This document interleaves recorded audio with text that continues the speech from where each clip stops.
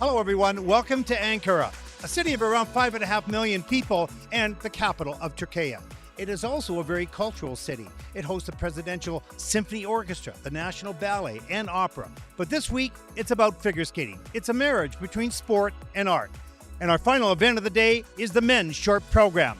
Perhaps the favorite in this is Minkyu Seo from Korea, the 2024 World Junior Champion and the 2025 World Silver Medalist. But the rest of the field is wide open. We have no idea what's going to happen, maybe some surprises. And the men's short program, it starts right now.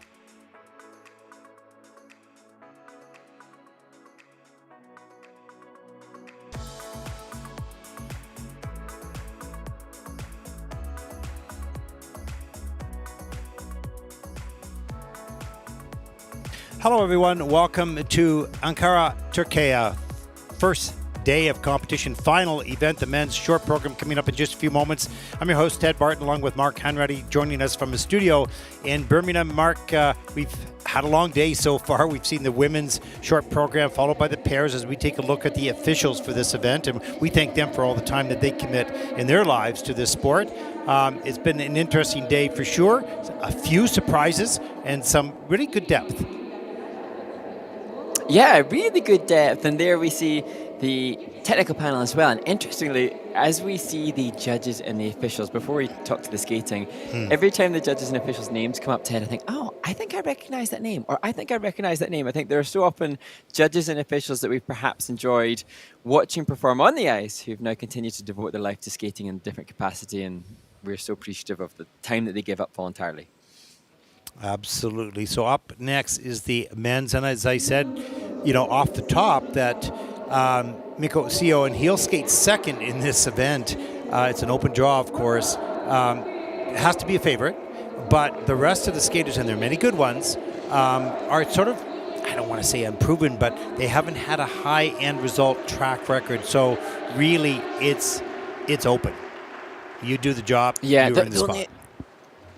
Absolutely, and the only other one that I'm thinking could be a dark horse would be Sena Takahashi, insofar as a domestic event in the summer. He actually beat Ryo Nakata, who went on to win the first stage of the Junior Grand Prix last week when he was in Riga, and he was masterful there. So that's my betting money. Not that I would ever bet on the Junior Grand Prix, but if you forced my hand to do so, I Good thing you said that. Not that I'd ever bet on that. We're not trying to... That's fair enough, but there are some new names, some new skaters that I've watched in practice that are pretty good. So I'm going, whoa, anything sort of could happen. And I agree with you. Based on the results, Sena, looks like another favorite there and may very well end up in the top. But we'll see what happens over the next few hours. There are 20 entries from 17 nations in the men's short program. So as we enter this, do we have any more questions from viewers around the world? And we thank everyone who does tune into this, wherever you're watching. Love to know what country you're from or what city that you live in, and how you discovered the Junior Grand Prix, how you got involved in following these skaters. And I think I told the story last year. In fact, I told it right here in Ankara. On my way here last year, I was met by some fans in the Frankfurt airport who asked me if I was Ted Barton, and I said yes. And I was a mom who was living in a small place in Georgia, and knew about skating, but loved to come to the competitions with her son, who loved skating. And he was from New York City, and he fell in love with the sport watching the 2014 Olympic Games, I believe, and just started following the skaters. And then he discovered the juniors and said what was really interesting about that is he watches NCAA football in the United States to watch the up-and-coming NFL players. So he's kind of fell in love with these juniors, and he's been to, I think it was 5 or 6 Junior Grand Prix events, travels with his mom here to the competitions, and has a tattoo for each one of the logos of those competitions. So there are fans that Wow. Pretty cool story. And I hope they're watching. I'm sorry I can't remember your names, but you were a really interesting story, and we love the fact that you love our sport and that you follow it. Okay, that was not even answering a question. I was just rambling. No, but that's essentially what we kind of hope to achieve, is that we hope to entice more and more to the support of the sport. And, essentially, we all want to see the skaters supported. It's an expensive sport. It's a hugely time demanding sport. And so the more attention and traction that the skaters can get, and the more fans and followers, then the more support they'll have to justify. I mean, I think the skaters all compete because we love it, and it's such an intoxicating feeling. But nevertheless, it's challenging to fund it. So if we can get more fans like that traveling to these Junior Grand Prix events, then happy days. Yeah, and I love the fact that you do you get great research on all these athletes and tell their story as a human being, as a young person who are pursuing excellence in a high performance sport art, and going to school and growing up. And I think it makes it fascinating. It sort of puts in perspective. First of all, this is a privilege to be able to skate and an honor to be able to skate. It is not the whole world or the whole life, right?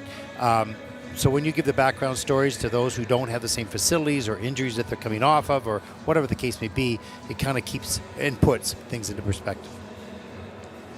Yeah, and I mean, one of the things, Ted, that I think of all the things that I get particularly grateful for about being able to commentate on skating is also I don't like it when we hear negative comments towards the young people.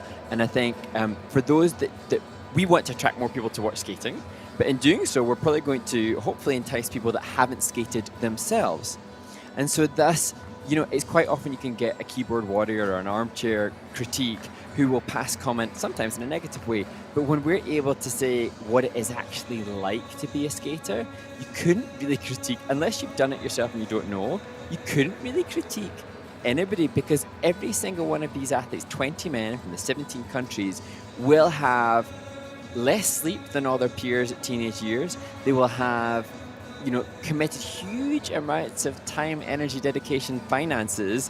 And when you have any kind of snippet of an insight into what commitment there is, your just respect level for each of these people just goes whoosh up the scale. Well, I think one of the difference, if we go in to see a ballet or an opera or some sort of, musical or whatever, we will critique it ourselves. Oh, I really like that, or I didn't like that, or whatever.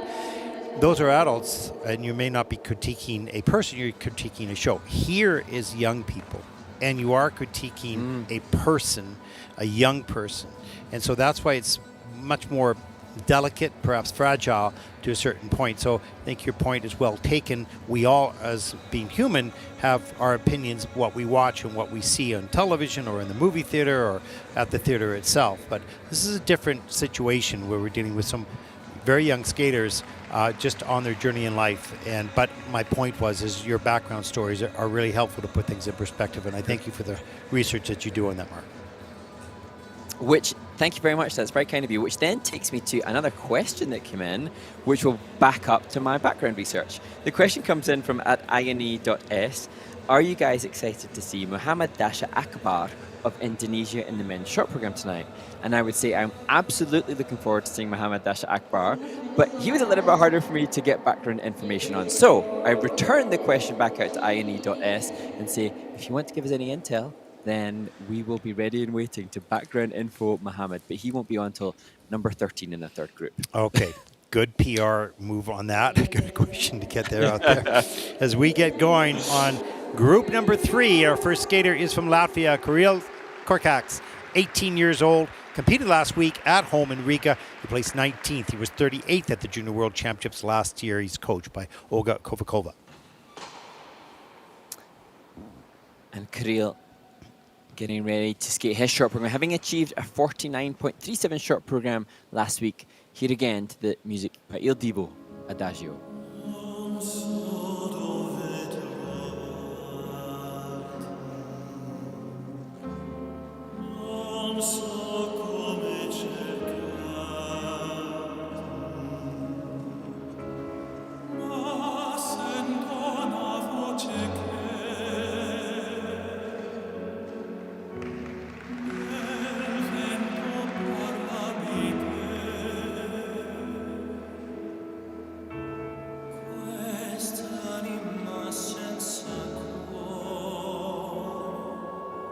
Aspettate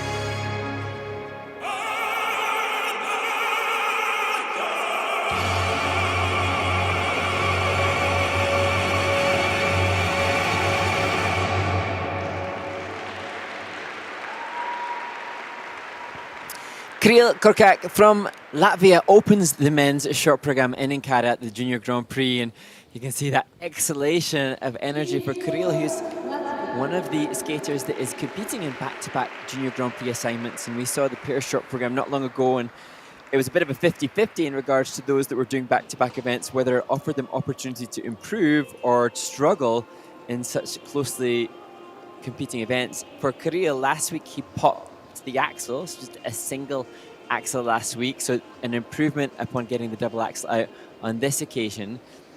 But mistake here on the rotation, just bailing halfway through and not sure whether he was doubling or tripling. Yeah. It'll go in the system, I think, as a double. It goes in the system as a triple. It's been reviewed and cleared. Ooh. It goes triple toe loop downgrade. I can't wait to see, as we look at this super smooth triple loop, whether or not that then comes into the double toe loop and the consequential technical element score assigned to that. I'm listening. Oh no, it stayed in. Oh, I was wrong. I'm listening to it now. That's what I was trying to tell you, that you were wrong, but you know, didn't want to hear me. I didn't want to hear that I was wrong. No, yeah, I know. And just a look. Yeah. Look back at the change foot combination spin. So the camel up feature attempted in the change foot combo spin, and you can see just on the boot, the right boot of Kirill, some tape, some grey silver tape around the ankle area just to give the support necessary. And we've actually heard from a few of the skaters who are struggling with the support in their boots at this point in the season. They've worked hard through the off-season, as I'm sure Kirill has, and just whether or not he's then got that support to help him through. So, as I said, 49.37. Oh, 49.37 last week. I assumed it would go up from that, but it doesn't look like it. Oh, hovering about. Maybe a little bit. We'll wait and see. His personal best was 53.36. And he's not going to reach that here today. But it was a little bit better than last week for sure. And didn't you mention this is his last year in Junior Grand Prix? Is that correct? Yeah, he will turn 19 in October. And so thus he will be aging out. So he'll be moving into the senior ranks of competition, and certainly got the goods. And I'm not sure of memory if the triple axle is comfortable yet, but the quality of the technique dictates that it should be a very easily achievable jump. We're just waiting on the judges' scores to come in. There were 7 elements, 3 were under review. That's all cleared up and done. And as we see, 9 out of the 10 judges have their scores in. We're able to follow pretty much right along with the judges and the technical panel's input. There's the score at 49.89. That is a season's best for Kirill. He is the first skater out in this event.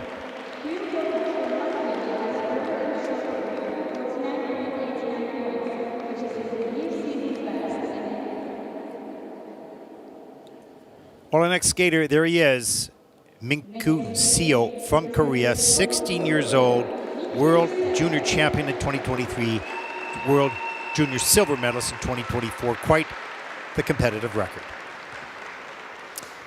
And Minkyu Seo, we have to really consider these scores in comparison to Ryo Nakata, the man who won last week, who won the junior world title just 1 spot above Minkyu last season, skating to Tadeas.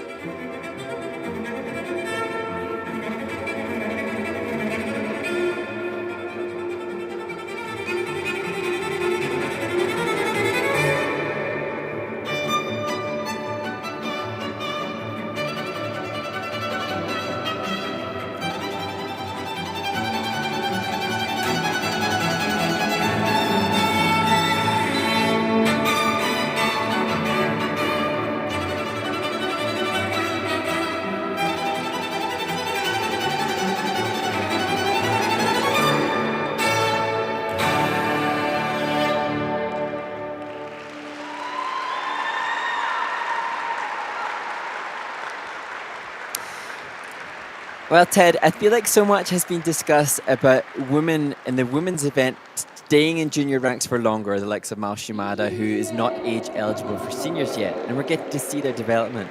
I feel like that short program from Minkyu Seo is a confirmation of the development of the athlete in the junior ranks before they are then heading up to seniors. And I'm not sure if it's just the healthy, wonderful competition that he has with Ryo Nakata as you see the support team in the audience, or just continued hard work and hard graft. But for me, that performance from Minkyu Seo looked so much more self-confident and self-assured than when we saw him in Gdansk at the Solidarity Cup about 12 months ago. That was just a really self-assured performance. Quite often in the juniors, they start out as really talented young boys, and they end up, we see them evolve in their time in the juniors, and they end up to be strong junior men or soon senior men to be, as we take a look at that beautiful triple axel, triple loop as well. Very solid, absolutely no hesitation. There's the triple flip, reload, triple toe loop, right on top, no under rotations, and a good performance level as well. And I think Minkyu Seo will obviously be looking, as we take a little look back at the finish, at the scores from last week, and Ryo Nakata achieving the second highest ever junior men's short program score of 88.72 will be something that he is keen to compare with. I think the speed was brilliant from Minkyu Seo. To me, the line is just a couple of, it's fine detail. When you're brilliant as Minkyu Seo is, and you're comparing with trying to be the best junior world record score ever, close to what Ryo Nakata had, then free legs tightening up, or even more enhanced musicality, so that as much of the Shardas, the folk dance style, is finding its way into every nuance of the music. That is the way that the component scores will help to go from high sevens into the eights, which I believe that Rio had last week. Well, let's take a look at the short program scores for Minkyu Seo. 81.46, nod of approval from the kiss and cry. Of course, he takes over the lead. He is just a second skater out, but he'll maintain that lead, I would think, for a while anyways, if not all the way through the competition. Hyung Kyung Choi, the coach, is happy, so that's good. There is our next skater who represents China, 16-year-old Yihe Sun. Interesting, he was 5th at the Chinese Senior Nationals, 4th in juniors. Not a lot of international experience, but here we are. First Junior Grand Prix event. And Yihe Sun will skate to music by Joe Bonamassa, Reconsider Baby.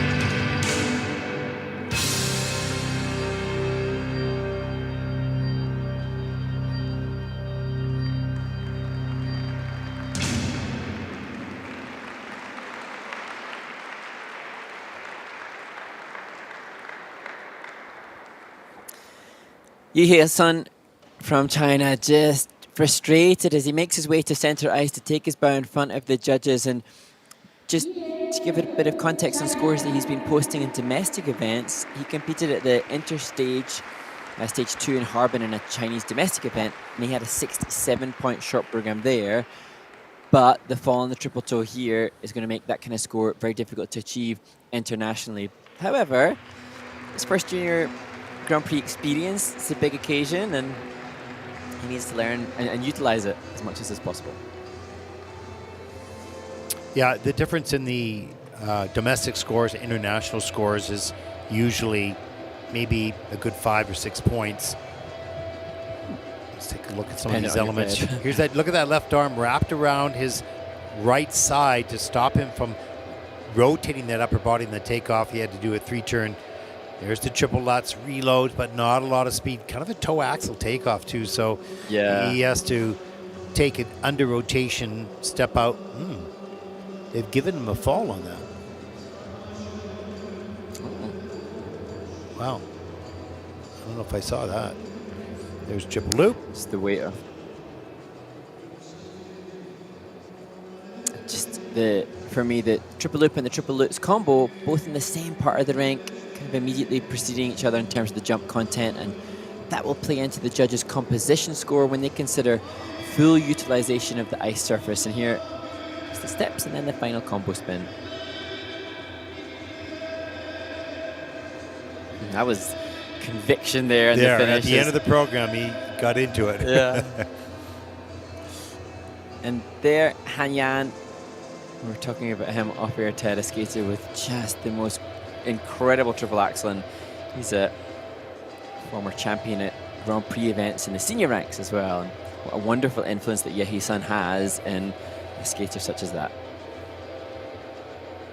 Well, China's really fortunate at this time because many of the really top skaters from the last few decades have turned to coaching the next generation, and we're seeing some really good young talent come up in the juniors. In the past, it was, so-so talent in juniors, but some highly talented skaters and seniors. But now we see more depth within China. Of course, the competitions are huge.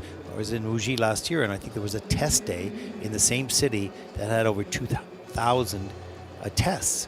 So they have competitions of thousands of skaters, and yeah, they're going to be a force. They are a force to be reckoned with, and the future is only brighter for the Chinese Skating Federation. Let's take a look at the short program scores. Yihe Sun, 55.52. Kind of okay with that score. It'll put him currently early on in the competition into second place.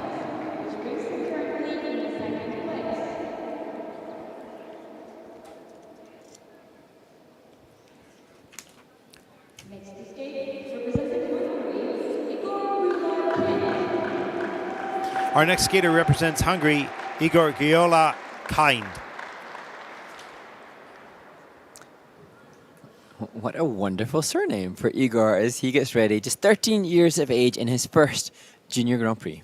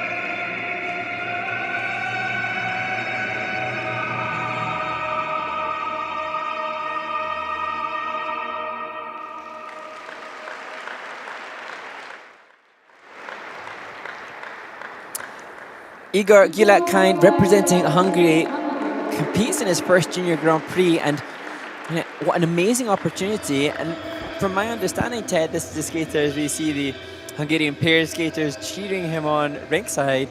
Igor was assigned to this competition based on a withdrawal from Alexei Vlasenko. So how wonderful that he has been ready in anticipation and preparation. He'll have done the Hungarian test skate, so showing the federation that he's capable of competing at this stage. He gets that triple Lutz done, up into the double toe loop. Not a lot of flow on the second jump. There's the triple loop. Too far forward. The picks just couldn't grab the ice. He has to take the fall, the double axe a little bit later. Hard landing, but hangs on to it.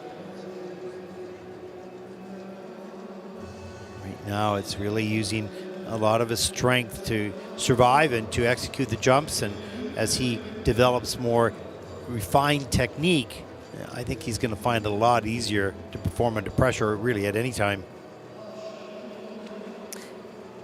And just 13 years of age, yeah, we consider the trajectory for the skater and the enormity, especially when we've talked about some skaters who have competed week back to back, and we see the progress and you can almost see the energetic development from week to week from the experience of a Junior Grand Prix competition.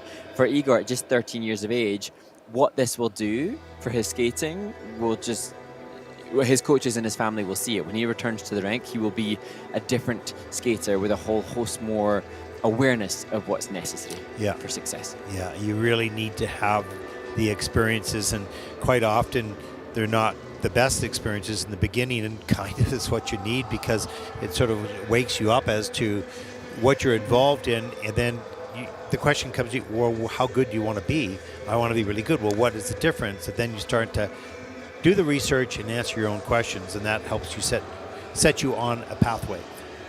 But you need those experiences in the beginning to have that happen. I think I've said before that when I first competed internationally, my coach said, this event will give you the equivalent of 6 months of training because of what you'll learn. Yeah. So I think that's valid. And as you often mention, it's just the practicing with these skaters. The competition is one thing, it goes by quickly and it's a little nerve-wracking, but practicing and hanging out with the skaters as well. You're watching and learning from those that are much higher than you. 43.06 for Igor. That'll put him at the moment into 4th place.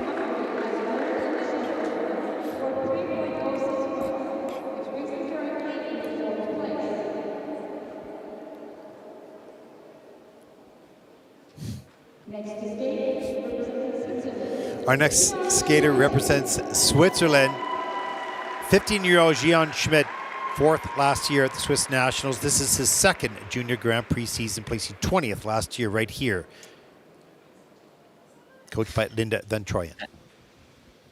Sharing the coaches with Elizabeth de Bern, who was a medalist last week, and earlier today, Leandra Tsimpukakis, who's in 4th place. How can he fare alongside the success of his teammates?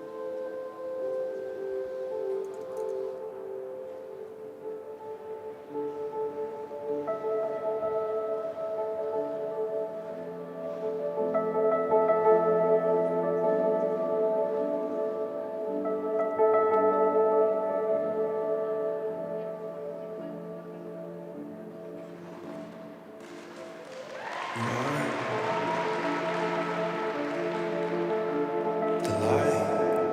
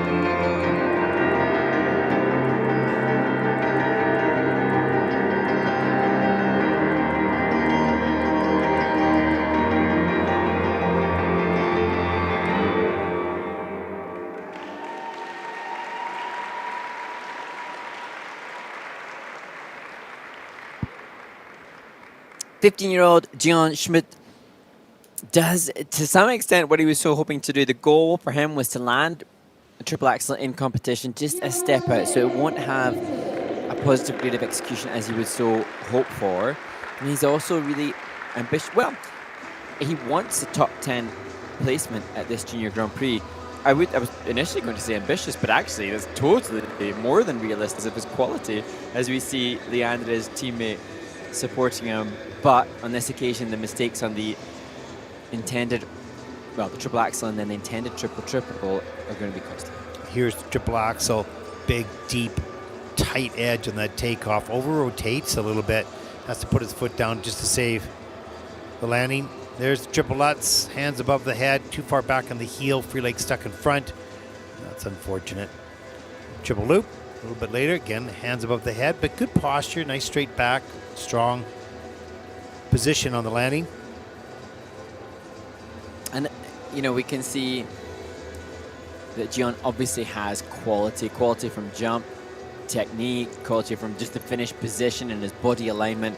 It's a really well-trained skater. And, you know, confirmation then that the work being done by Linda van Trooijen and Sindre Kreza is really good, because we've seen now 3 skaters on the Junior Grand Prix already in the first 2 events that demonstrate equality in their technique across all 3 different skaters. And testament to the training training location. And there's something to be said for a environment which is how does one put this? The word choice is important, but I was going to use the word, you know, strict, or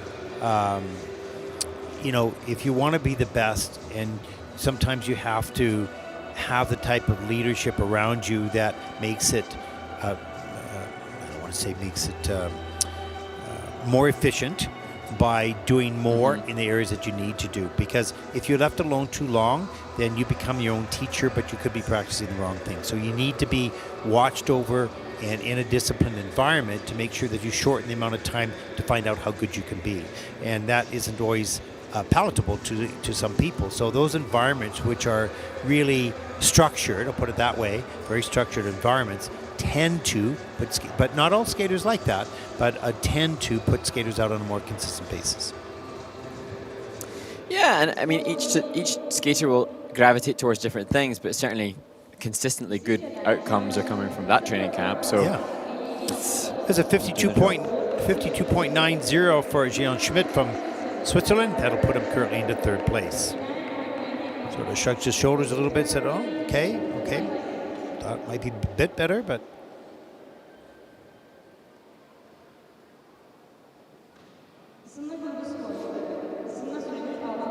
And up next is group number 2, yeah.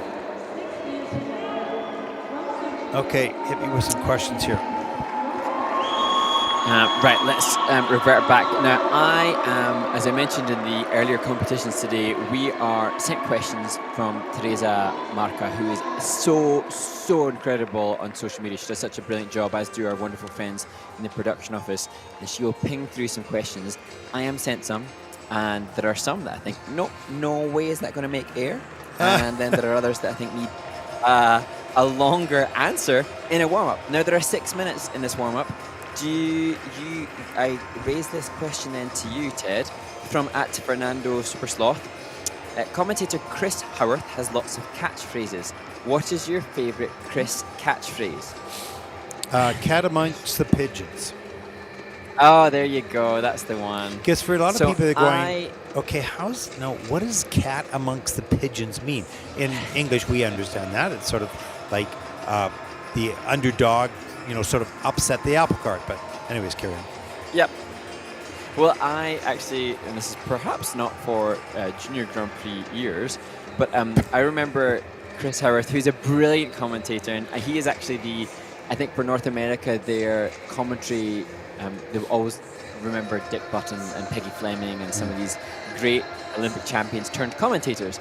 Chris Howarth, who used to commentate for British Eurosport, he would be the soundtrack to every World Championships for me. Yeah. And I know that there were a skating community in the UK, adult skaters, who would have a fun drinking game, so that whenever Chris mentioned one of his many catchphrases, that would be a reason for some alcoholic consumption. So I just think it's wonderful that a commentator can bring such hilarity, fun, and amusement to a group. Well, you know, I don't know what catchphrases we have. Oh I my don't know. goodness, Well, it's going to make me I'm anxious. sure we have some, but you know, the difficulty is that you're on air for a long period of time, and so the English language, or any language for that matter, has only a limited amount of words. So you're gonna find yourself repeating yourself on a number of occasions, depending on the emotion of the moment or what it calls for. So yeah, okay, cool, good question. Next question.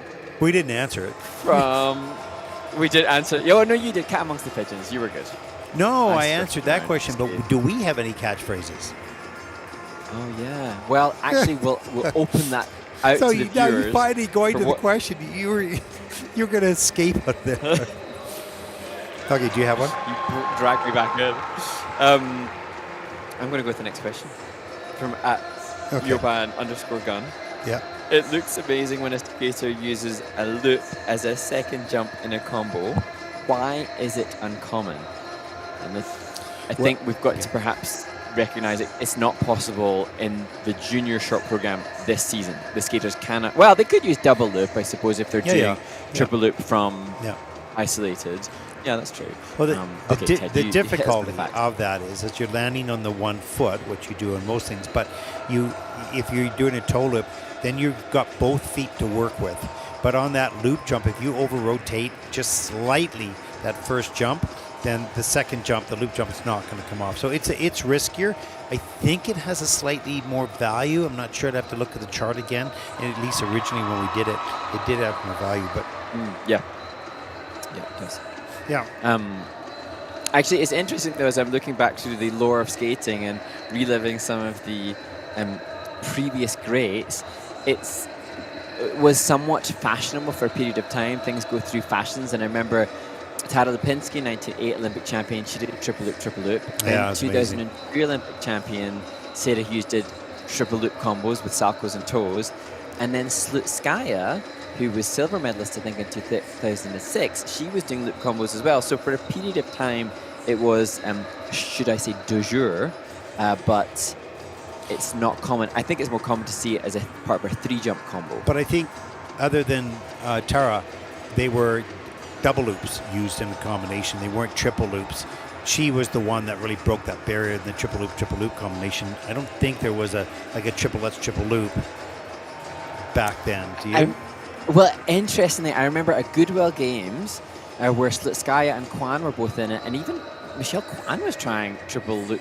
And Slutskaya did do clean triple loop, and triple sal, triple loop. Okay. But I don't think it was done. I think by the time we got to the games, have to check back in the memoirs. It's okay. It's okay. This is the rabbit hole. Let's climb out of this one. Okay. Climb back out. Removing. I remember once and one time only landing a triple loop, and I remember. You will, I'm sure, remember feelings like this too, Ted, as will the skaters who are listening. That one time when you land a jump for the first time, I can still take myself back to the East Kilbride ice rink in Scotland when that was achieved, and my absolute gobsmacked shock, and I wish I could relive it. It's what keeps people coming back to skate, because that thrill of doing something you thought you couldn't, but then you discovered you could, then it's elusive again. But the point is that thrill is such a high that you chase the next thrill, which is a new jump or a new jump combination, and then you chase the next thrill. It's that addiction to our sport, because it's so difficult. You never really fully master it. Yeah. The endorphin rush is real. Not many other questions coming in other than some thanks. So thank you for those of you that have sent in your gratitude for our commentary and our coverage. And I suppose, whilst it's very lovely of you to say thank you for our voices, we also want to shout out thanks to the amazing team. I'm sad I'm not with you all, but I know that the team with Ted are utterly brilliant and wonderfully joyful. Yeah, it's a great crew, and it's a lot of fun. They're all Italian, so there's a lot of busyness going on, There's lots of things that are stories. Yeah, it's great. Okay, here we go. Our next competitor represents Turkey. 18-year-old Furkan Emre Incel. 18 years old, third Junior Grand Prix season, junior champion of Turkey, with 37th at the Junior Worlds. Furkan has high ambitions for this event as he skates to Keeping Me Alive by Jonathan Roy.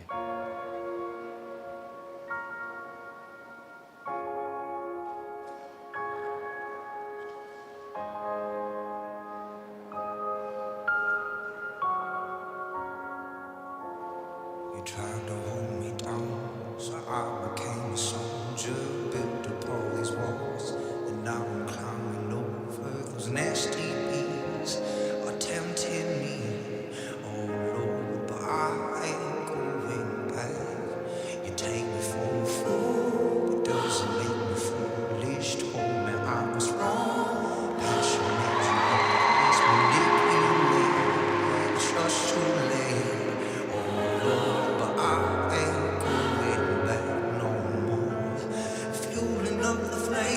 Show you what I made of.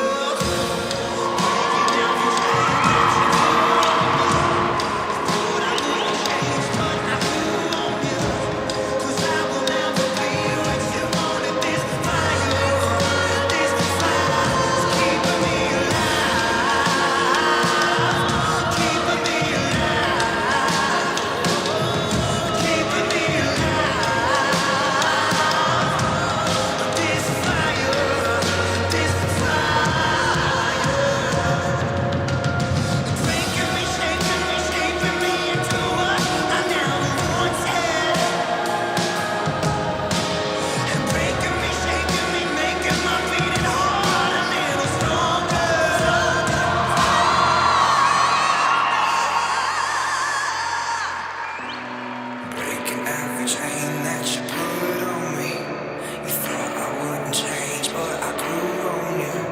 'Cause I will never be what you wanted. This fire's keeping me alive, keeping me alive, keeping me alive. This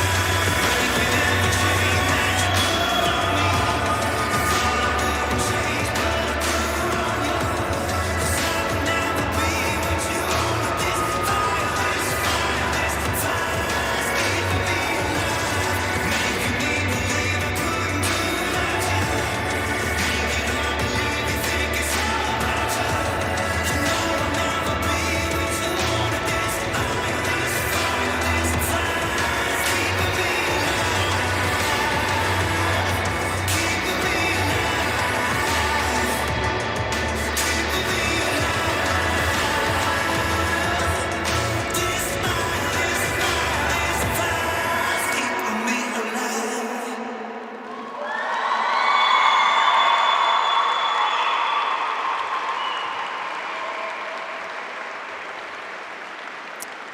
Furkan Emre Incel representing Turkey, a very intelligent skater. His coach was explaining that he should have studied at college this season, but he's put skating first and he's doing all he can to achieve landmark and new results for Turkish skating with his ambition to be the first Turkish skater to make the Junior Grand Prix final next season. And I think that shows the development plan for the team and the skater because he has one more age-eligible year at juniors, so seem mindful of the long-term trajectory as he continues to develop with this coach. And that's a cool idea because he wants to, achieve that for himself, but also inspire the young skaters behind him. And, doing something like that would bring notoriety to this sport in this country and great support and motivate another generation. We see that nice triple lutz, triple toe loop. Well done.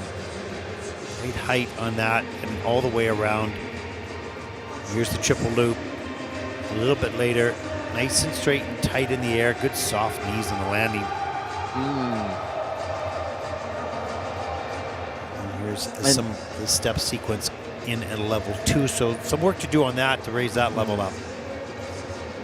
It's interesting to see where the judges will consider the skating skills for Furkan because he has flow and he has glide. It's a little bit of a kind of reckless abandon, which I quite appreciate, but it may need to be just refined and cleaned without wanting to lose any of that freedom in his movement. Well, that's it. Smiles in the kiss and cry. It was a great feeling and mission accomplished for what he's able to do at the moment here at home. And even though you don't want to say pressure, excitement, I think, for these athletes to perform in front of a, really excited skating crowd here in a growing sport.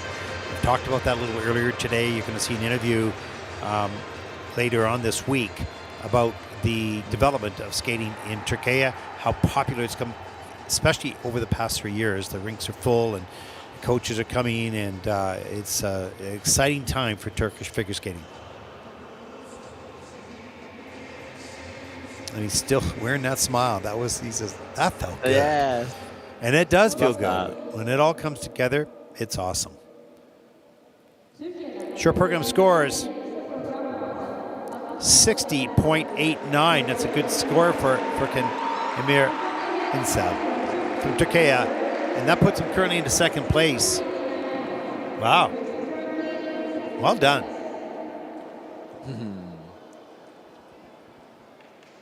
Happy skaters, happy team, happy audience.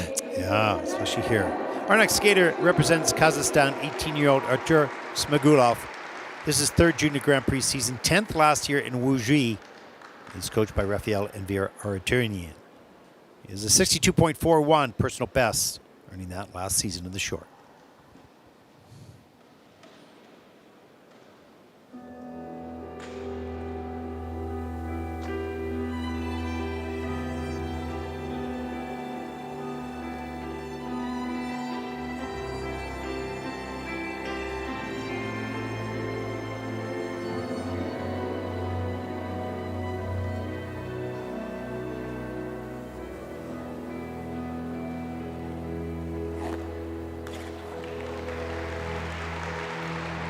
When I'm feeling weak and my pain walks down a one-way street,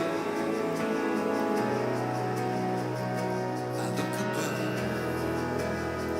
and I know I'll always be blessed with love. And as the feeling grows, she breathes flesh to my bones. When love is dead, I'm loving angels instead. And through it all, she offers me protection, a lot of love and affection, whether I'm right or wrong. And down the waterfall, wherever with me take me, I know that life won't break me. When I come to call, she won't forsake me. I'm loving angels instead.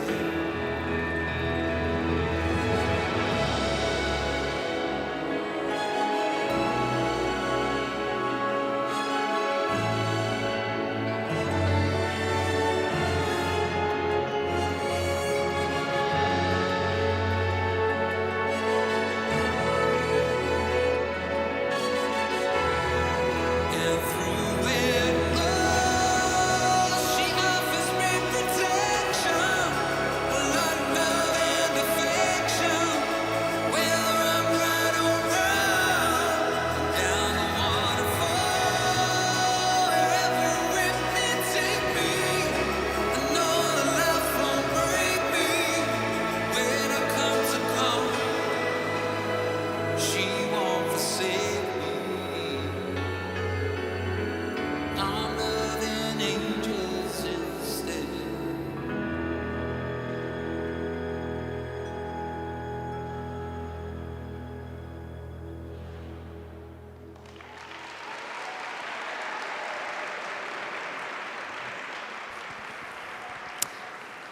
Kazakhstan's Artur Smagulov.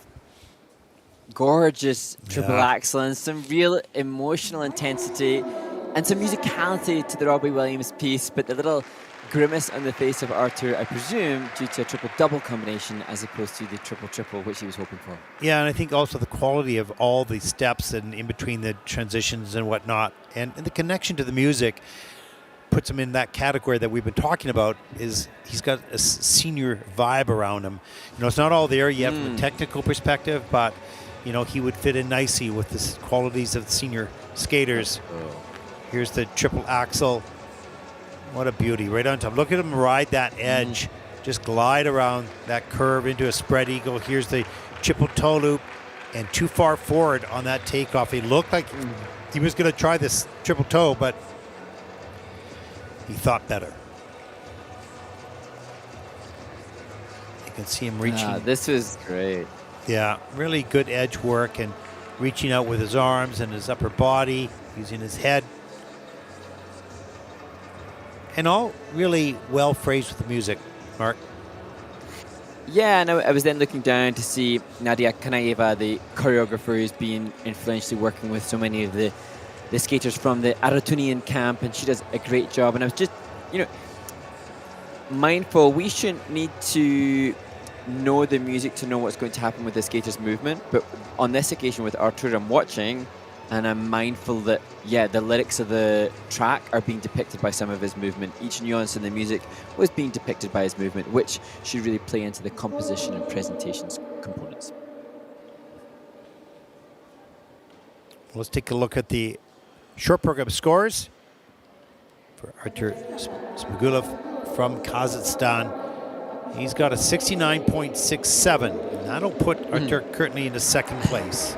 He kind of had a tilt of the head. Okay, not too bad. Wishing for more, wanting more. He left a few points on the table there with that double toe in the back end of the triple. You just see the little energetic shift of, okay. Yeah. I'll take it a bit more now that I've got 69. Really like his skating. Next skater represents Germany, 18-year-old Robert Wildt, Germany's junior silver medalist. He seems to have a lot of international experience over the past several seasons, but this is his first Junior Grand Prix event. And Robert shares the same coaching staff and training location as Genrik Gartung, who achieved such success last week, hoping for the same for himself.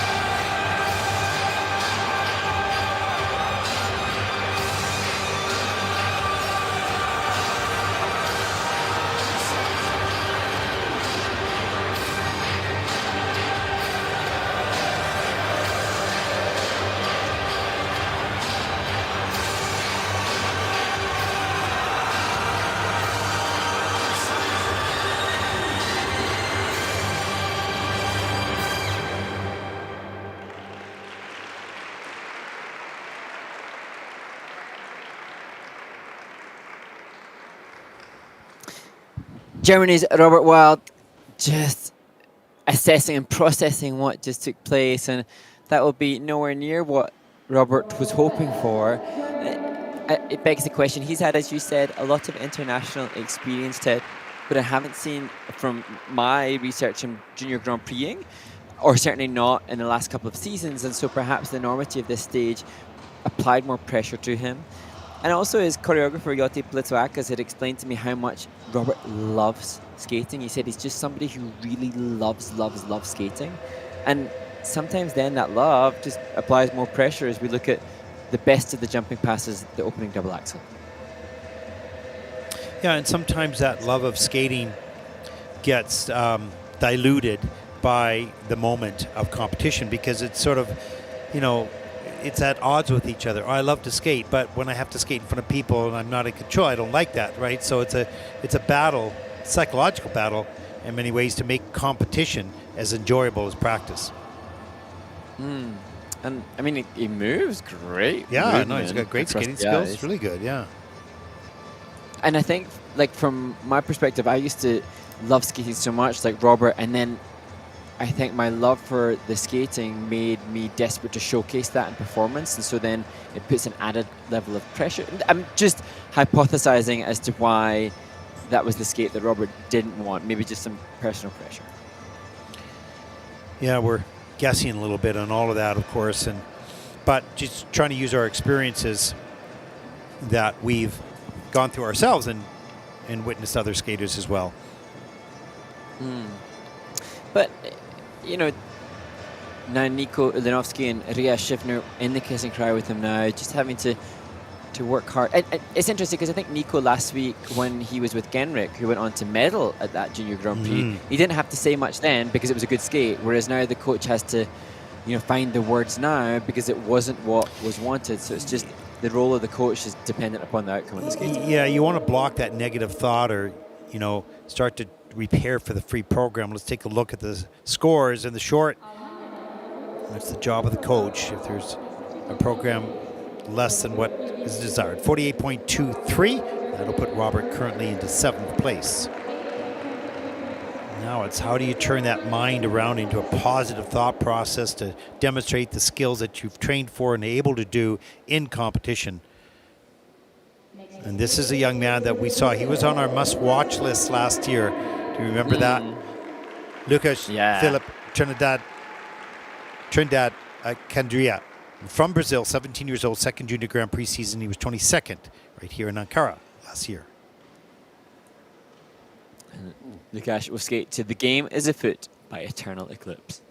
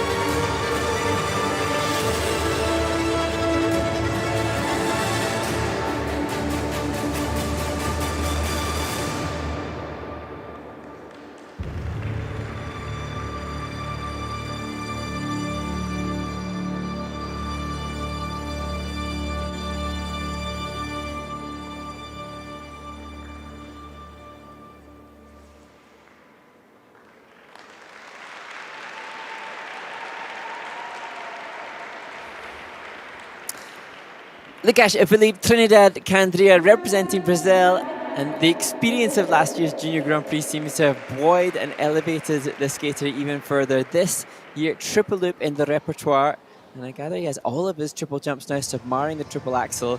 Huge accomplishment for a skater that has far less on offer in terms of facilities than so many of the others. Yeah, I was training in a very, very small, tiny rink, so hard to learn the speed and then come here and put more speed into your skating. You can see he's relatively slow between the elements, which is completely understandable. He has a big ice surface to cover. So we see him prepare here for the triple loop, or triple salto, pardon me. That's nice and tight and fast in the air into the double toe loop. Straight, strong back, and an elegant skater, no question. Here's the triple loop. Gets that done, gets the free leg back just in time.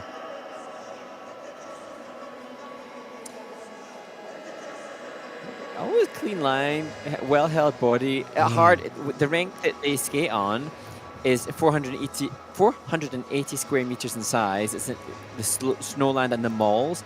They're such small rinks. So then, for the judges, when it comes to the components, so much of their components are based upon flow and glide and ice coverage.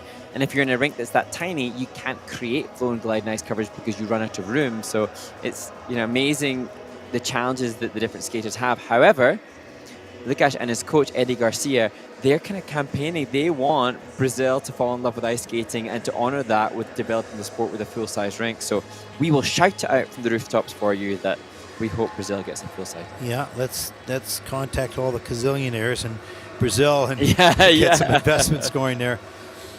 Please do. Because, you can see with Lucaz, the team behind him, Eddie and Deborah Bell, the choreographer, and the team there, they're doing good work with the limited resources that they have. It would be fascinating to see what more could be accomplished. Exactly. 41.24 for Lucaz. That'll put him currently in the 9th place. They look pretty happy with that score. Thumbs up. I've always admired his ability to rise to the occasion as he did last year and this year so far as well. And here's the final skater in group number 2. Sena Takahashi, 15 years old. It was a great season for Sena last year, winning one Junior Grand Prix event, taking silver in the second, coming fourth in the Junior Grand Prix final in Grenoble. And for this short program, his choreographer Kana Muramoto wants the lyrics to guide his heart, expressing every shade of emotion, loneliness, hope, and powerful moments of being found as he skates to You Will Be Found.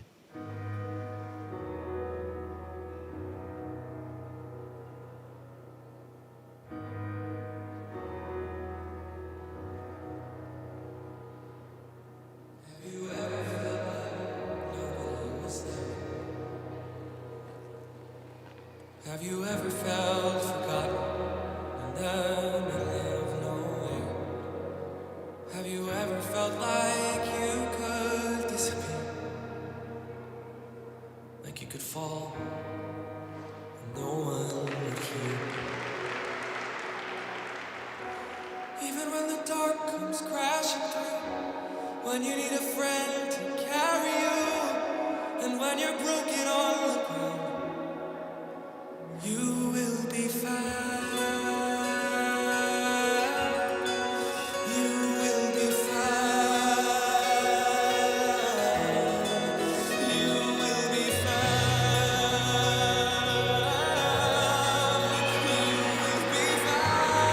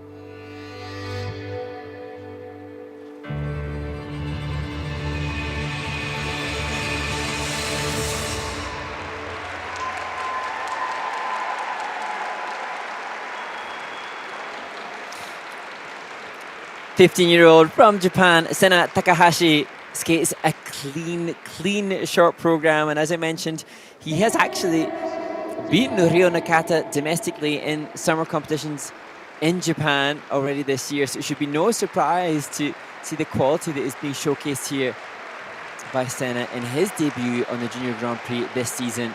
And he's obviously got a fanship that are willing to follow him to Ankara. Well, he might just take the lead. His top score, the score he'll need to beat is 81.47. It's going to come close, and you were right with he's one of those skaters that have to come in as a favorite. Another miss on my part. I'm shamed for number 2 today. Or actually, there's probably many more shames, but let's take a look at some of the elements in this program. And great speed. Watch him in that triple loop. Look at the riding edge, that held edge with beautiful flow and speed. Here's a triple axel, quick off the ice, little bit on a lean, but he pulls that back and rides that edge of the landing. And there's that little sort of windmill, if you will, effect on the end of that spin. There's the triple Lutz, reloads right away. Good flow into the triple toe loop. And it's almost a trademark of Mia Hamada's school of skating, is that sustained landing position. We see it from the women's competitors that she coaches, and it's just such a much easier, so makes it so much easier for the judges to bolster the grade of execution by sustaining that good position, and good common denominator amongst them all. It makes a statement. It says, you know, that's how well this is. I can just sit here and ride that edge. It really does, and I think it adds to the GOE without any question. Let's take a look at the scores now. Needs to beat an 81.47 to take the lead.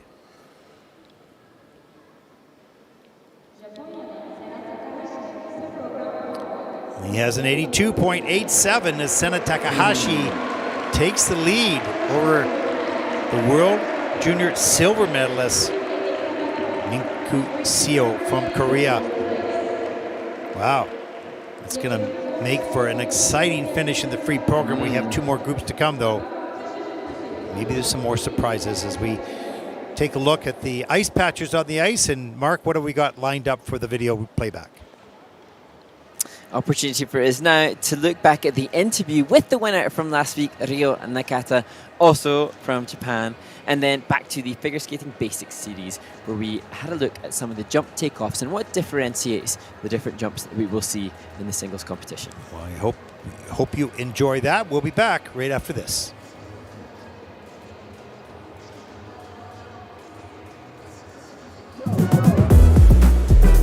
Here in Riga with the men's champion, Ryo Nakata, the junior world champion from last season. What a great competition you've had this week, of course. What is different about you this year from last year?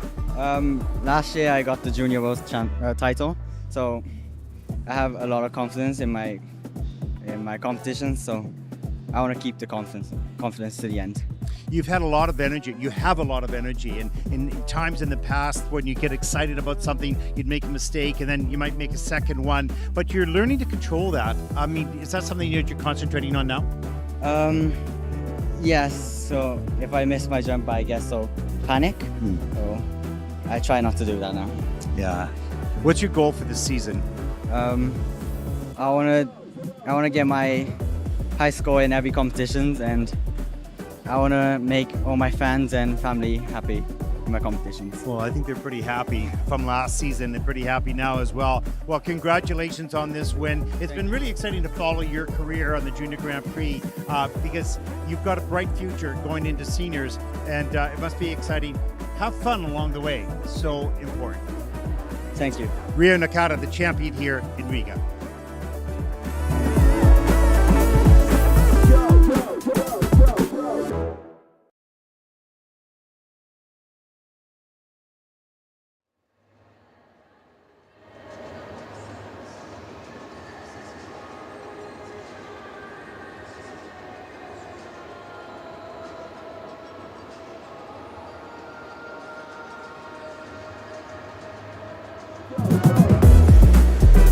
Here in Riga with the men's champion, Ryo Nakata, the junior world champion.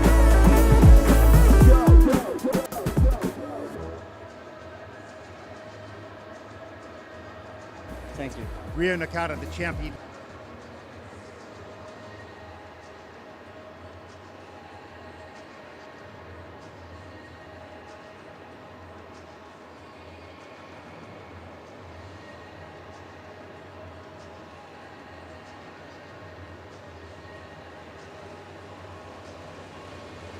Those new viewers that don't know much about our sport, and we're going to go into a little detail on some of the elements, Mark. Yeah, we're going to start with understanding the 6 different figure skating jumps, and we're going to start with the axel, which I believe is probably the easiest for a new viewer to spot. It is. It's the only jump that you go forwards on, and it's a little scary because you're jumping into space, but Mark here is a brave soul, and he is going to demonstrate for us, so I'm going to back out of this shot. Bravo! Any good jump, the biomechanics are so important, and it's really crucial that the athlete and the skater has total command over all their limbs and making sure that both the arms and the free leg all work together at the point of takeoff. Now remember, that is the only jump of all of them that takes off forward. It's kind of difficult. It's one of the first jumps the skaters learn as well.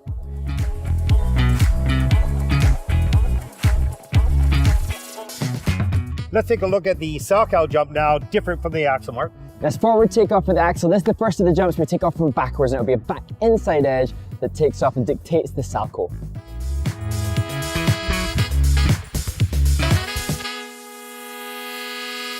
Back inside edge takeoff, little movement on that free leg. There's the Salchow.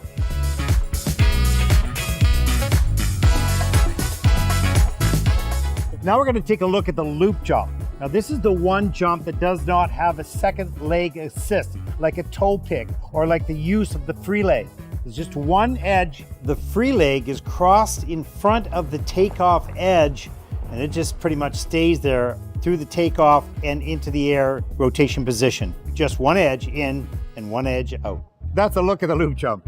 Now we're going to take a look at the toe loop, which is different than the axle and the Salchow. Those were edge jumps. This is the first toe jump that you're going to see, Mark. Yes, and there are lots of different entries into the toe loop, but the important part is that the final edge is on our back outside edge, and we tap in to assist the takeoff.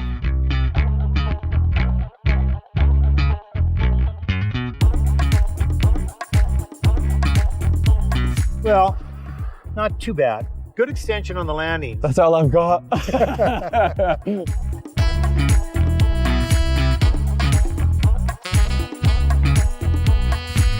And now we're going to take a look at the flip jump. Now, once again, this jump uses the toe pick to help lift the skater in the air. Mark? And like the toe loop, there are lots of different entries that the skaters will use to get to the jump, but the important part here is a back inside edge on takeoff.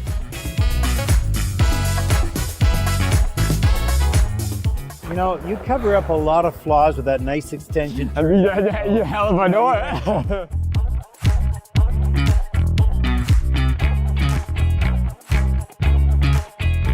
Now we're going to take a look at the Lutz jump. This is quite similar to the flip jump, except the takeoff edge is an outside as opposed to the flip being an inside. Kind of a little complicated and difficult to see so quickly. Mark? Yes, difficult to spot, but should the skater take off with the incorrect edge, it can have big implications on their points.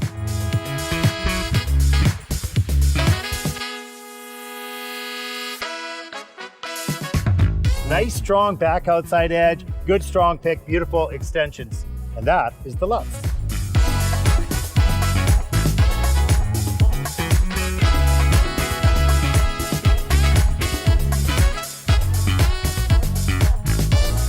And now you hopefully know the differences between the different figure skating jumps, so please try and test yourself when you're watching some of the world's best figure skaters.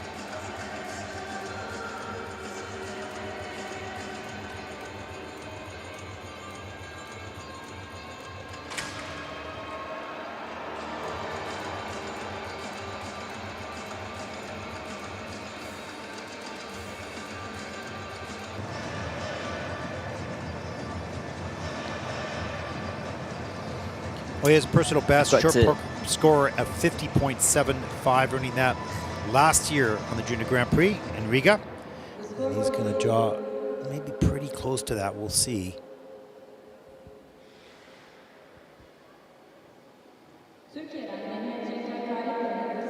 Short program score is 50.64. It's pretty close to last season. That is 7th in the short program, with 11 skaters more to come.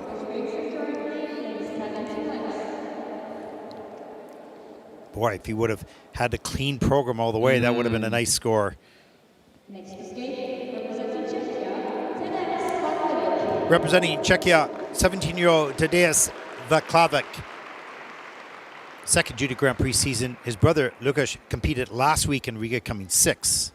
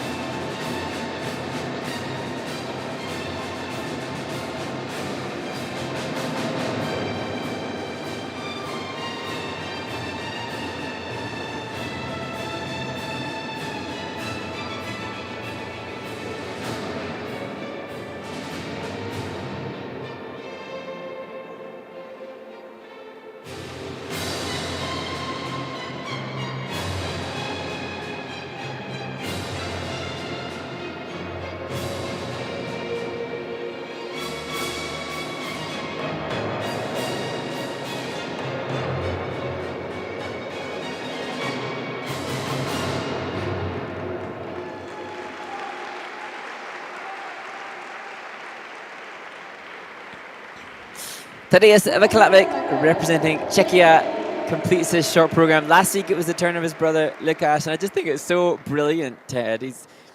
His mother was a former skater, and she was from the Czech Republic of Czechia, and his father is from Slovakia. And so his brother represents one of the nations, he does the other, and I think it's parenting genius. Having both your children potentially compete against each other, let's not put them for the same nation so we don't have to worry about an internal domestic battle between them. Let's give them a nation to dominate each, and they'll both go to Olympics. I think that's parenting thinking. That's what I'm thinking the parents are doing. Yep, I think that's a very cool idea. Very unique. That's an unfortunate pop on that triple opening jump into a double. There's the triple axel, comes right back down the ice and gets that done. A little minus GOE on that, but still, there's the triple loop. That was nice. Nice strong back. Nice camel spin here. Change of edge in position. Keeps the speed on the back side of that, which is not always easy to do.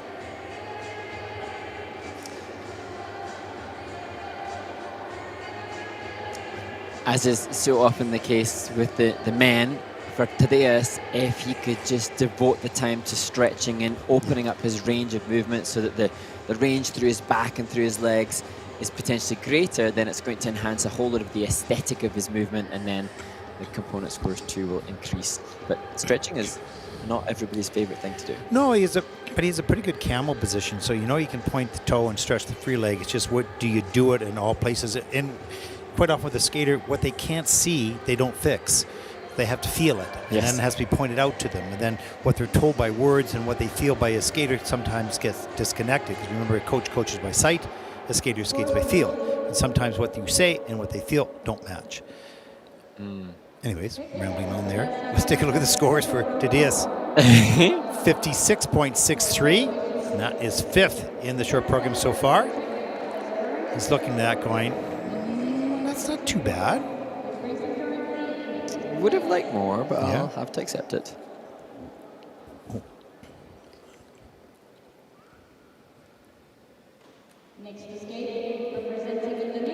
Our next skater represents Indonesia, 16-year-old Mohamed Dasha Akbar.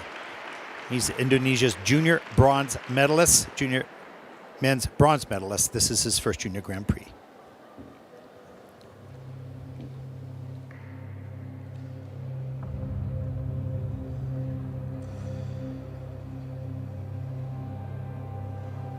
I see trees of green, red roses too. I see them bloom for me and you, and I think to myself, what a wonderful world.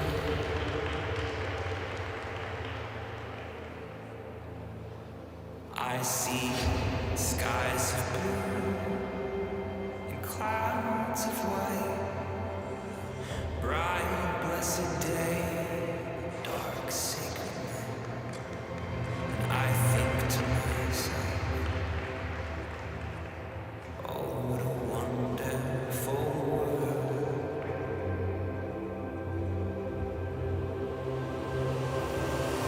Colors of the rainbow, so pretty in the sky, are also on the faces of people going by. I see friends shaking hands, saying, how do you do?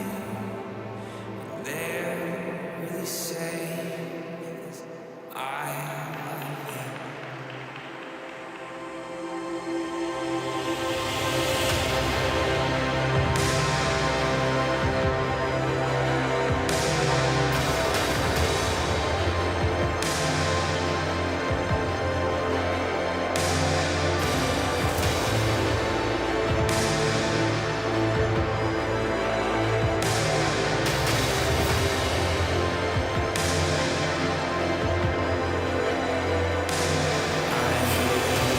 Babies cry, I watch them grow.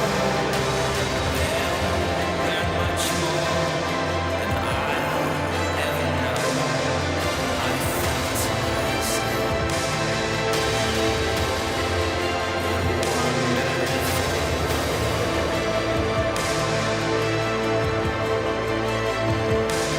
yes, I think to myself, oh, what a wonderful world.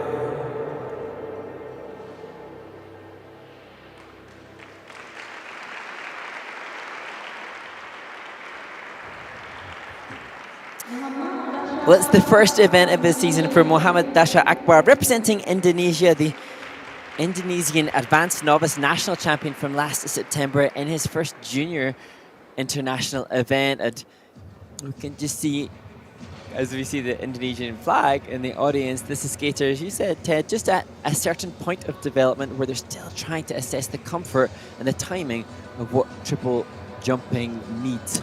Yeah, you're trying to do all things at one time. That's gain experience with not, he's not far off getting that double axel or, the triple Salchow, but it's just not there yet. And then you go into junior competition, junior international competition, and there's a little bit of pressure on that as well. So it's just going to take some time for this young man to gain more experience, and perhaps he doesn't get the number of hours in practice that many other skaters do. Probably is the case. Learn a little bit. Yeah, I'd love to learn a little bit more about the facilities that Mohammed trains in. But one thing that I'm conscious of is that he had really good knee action, and thus his flow was great. If I think about the outside 3-turn entry into Salchow, he covered so much ice on the entry preparation. Great flow and great glide. Just then needs the fast twitch fibers necessary to access triple rotation as he shows his Indonesian athlete jacket off. Yeah, moving across the ice is not an issue for this young man. He has a good feel for the blade, and his balance is good. It's just getting the multi-directional turns and the comfort going into the jumps, and most certainly the conversion into the rotation position, into a straight and strong and tight rotation position. This would be huge. All those jumps will come very quickly at that point. Yeah, and if we think, last year, as I said, he was at the Indonesian Nationals as a novice skater, and when he did his novice short program there, he was scoring 24 points. So, that gives us a reference point for where he was last year and where he is as he moves forward. And it's great to see he's got lots of chat. He's got lots of post-performance commentary of his own to share between him and his coach, and a smile to boot. Yeah, you can see he loves the sport. It's still a bit of a mystery for him, how you convert, how you see other skaters doing it, and why you struggle with that. But that is part of the journey. And if you love the journey and not the end of the journey, then you don't mind it. You understand it, right? And those little successes along the way is what fuels you to continue. Let's take a look at the scores for the short program. And it's a 28.81 for Mohammed. It'll put him into 13th place. I have maybe a little inside joke there.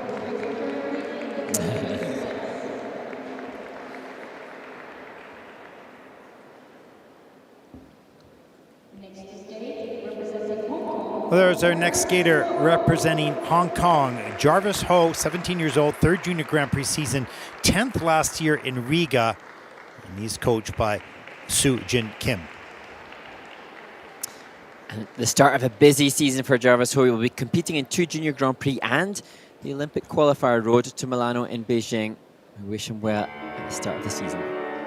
Back from the edge, back from the dead, back before demons took control of my head, back to the start, back to my heart, back to the point,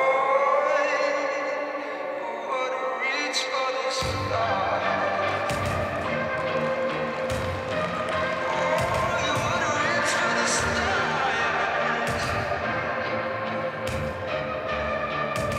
You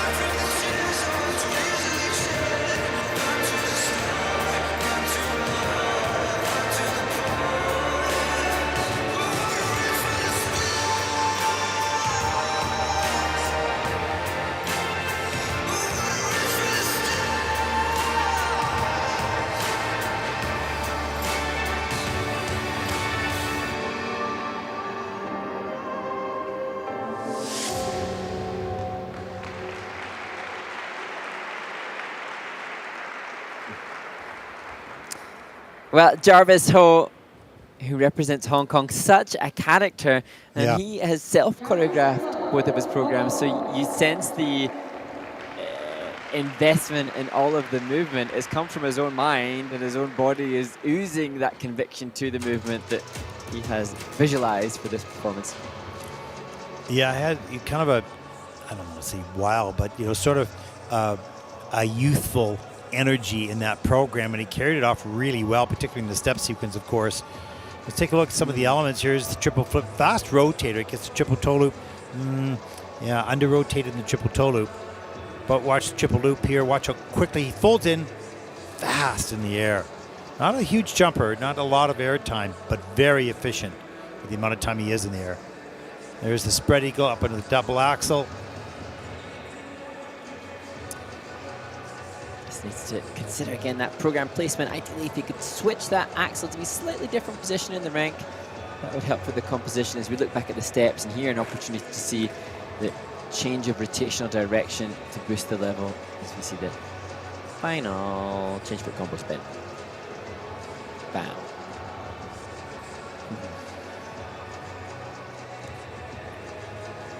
Oh, now, this could be his first coach that there's a picture of. His first coach passed away, and Jarvis wants to make him proud, and the picture that he's just shared to camera, I'm guessing it looked like a picture of a young Jarvis with an older skater, so potentially that was just a little signal to his late coach, who I'm sure he has made proud. And as he pointed to the sky right after that as well, so I'm pretty sure that you're correct on that.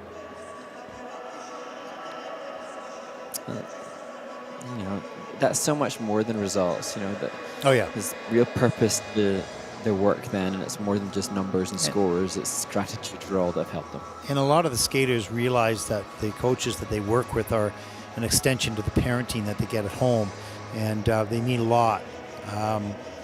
And quite often the skaters come back and thank their coaches for the contributions they made in their life, not just skating. And that means so much to a coach, because sometimes you wonder, what I do, does it really help people? You never know how much you're helping a person, not necessarily on jump, but just in life. It plays such an important role. My coach, Diane, played a pivotal role in me as a human, as my parents did. The coaching role is humongous. Yeah. You're on the ice with your coaches a lot longer sometimes than you are at home. And many young skaters train away from home. And so then it's surrogate parenting almost, as the coach tries to make sure that the skater is provided for. And that's why, the etiquette of a coach is so important. It's so important that ideally the coach sees beyond the numbers too, and that the coach too is mindful of the human and the energy of the entire being rather than just the numbers, as we see another little sight of that picture. Yeah, that's cute.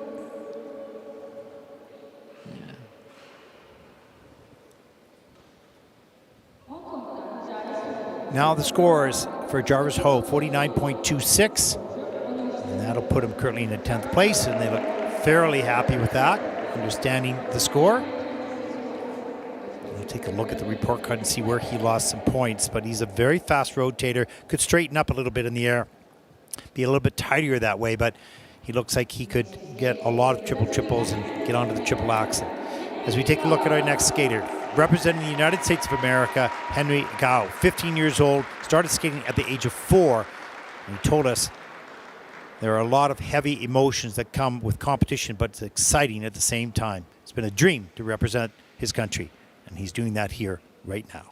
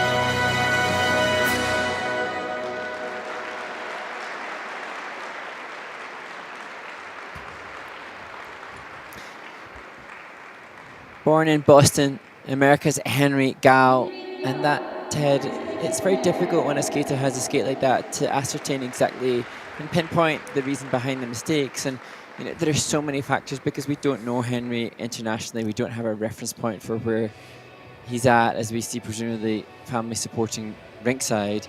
It could so easily be perhaps a growth spurt or just acclimatizing to new technique, or it could very well be, just as I feel with so many of the American skaters, the impact of the loss of their friends that they want to represent so proudly. Well, you know, I saw him in practice, and when he does the elements, they're just beautiful, but he's just inconsistent yet on checking out right here, and he was a little bit late. The free leg was stuck in front.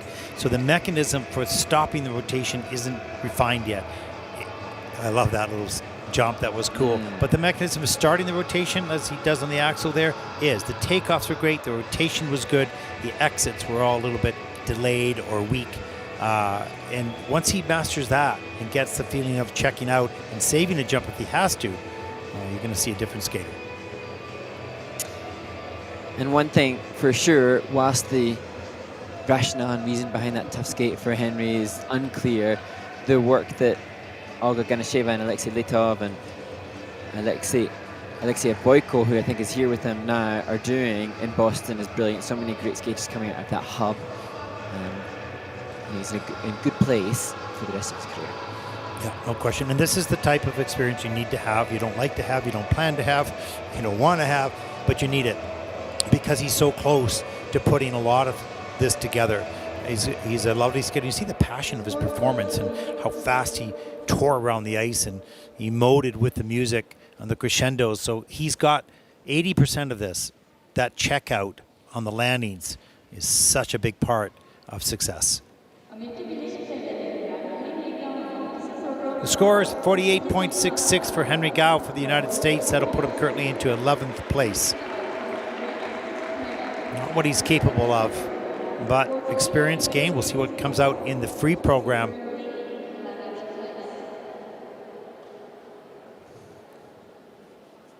As we now get ready to welcome to the ice the final group number 4 in the men's short program. A long day of competition here. We started with the junior women back at 11 o'clock in the morning. As we run into, what time is it now? I don't even know. Oh, 9 o'clock, 9:05 here.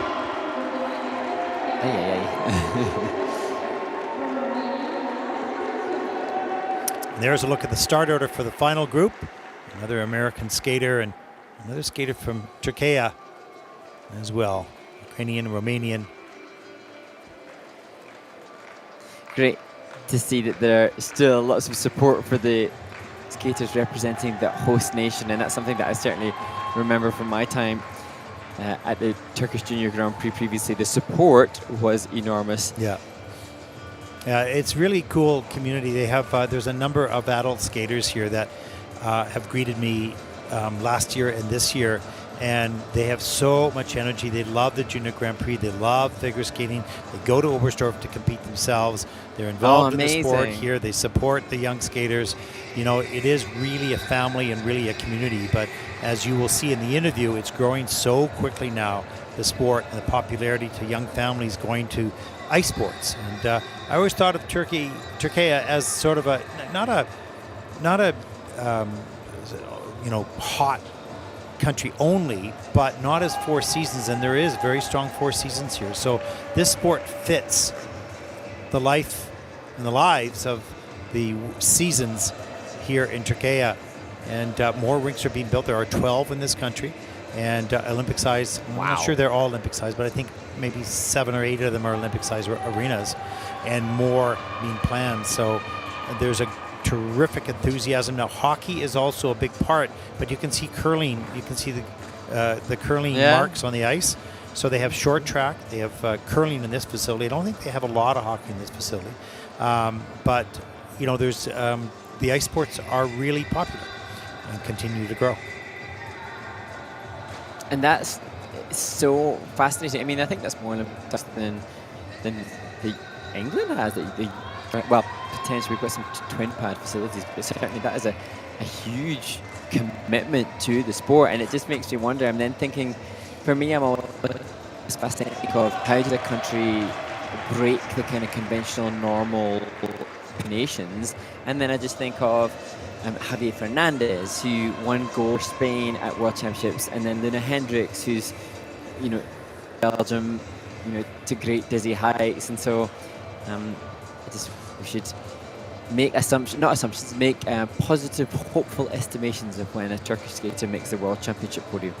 Yeah, and you know, I think, you know, this country is very traditional in the arts, and we talk about the ballet and the symphony and the orchestras and the operas. And so this sport kind of fits that. It's sport and art together, so that's a nice attraction. It is covered on television, the Olympic Games, the World Championships, so it is visible to people, and they gained an interest in watching figure skating here in Turkey. And then as the facilities got built, they ran to the facilities and got involved in learn to skate programs, and then everything started to fill out. And the question is, do they have the resources, both facilities, ice facilities, and coaches, and you know, to continue to grow at the rate that they're at? Because I was told that the last 3 years has been crazy, which is exciting.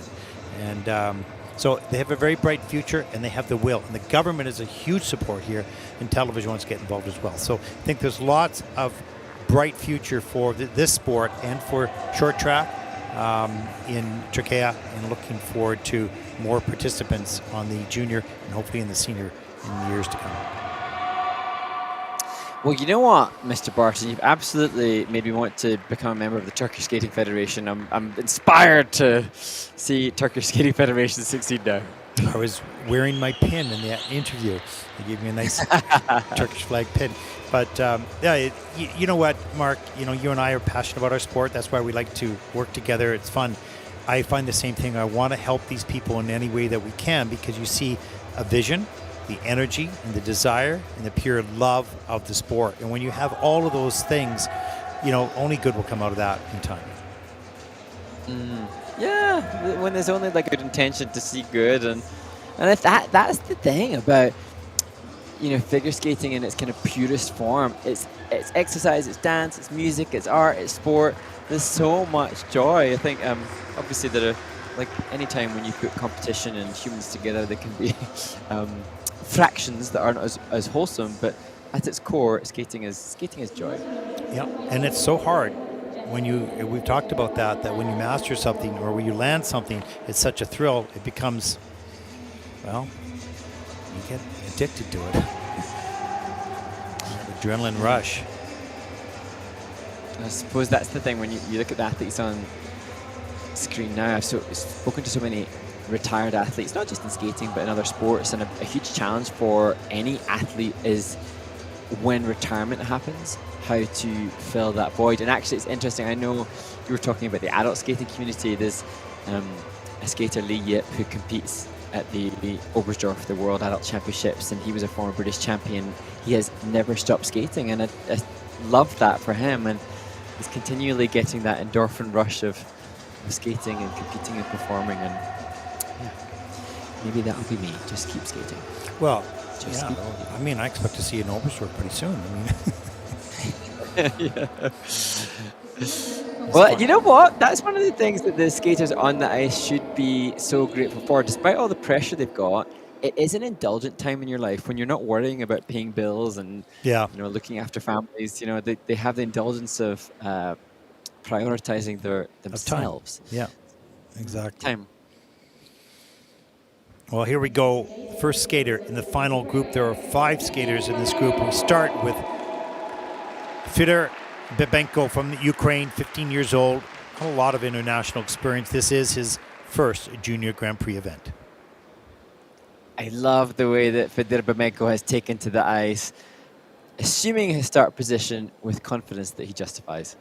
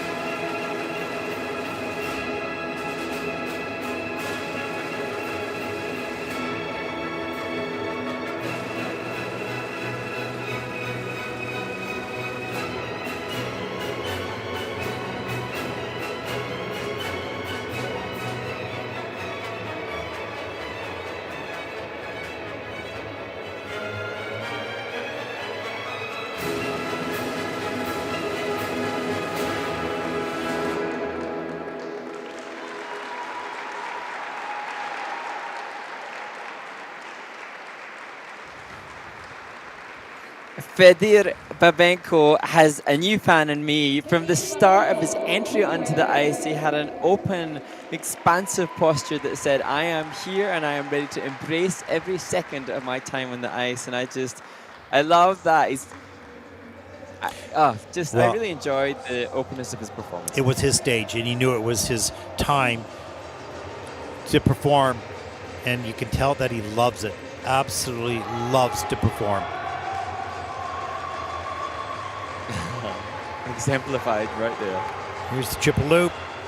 Nice and straight in the air. Good soft knees on the landing. Great start to the program. Here's the Lutz. This was problematic. Losing the speed, but he says, I'm going to go for that triple toe loop. Not enough speed. Didn't get all the way around. That's downgraded. Then nice spread eagles. Good deep edges. Steps up off the end of the edge. Nice.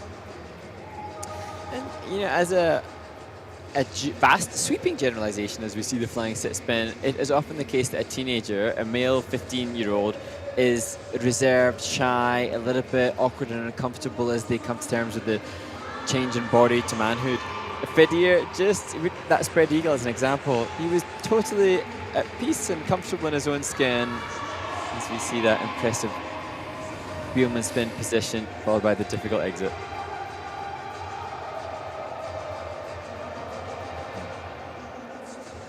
Love that.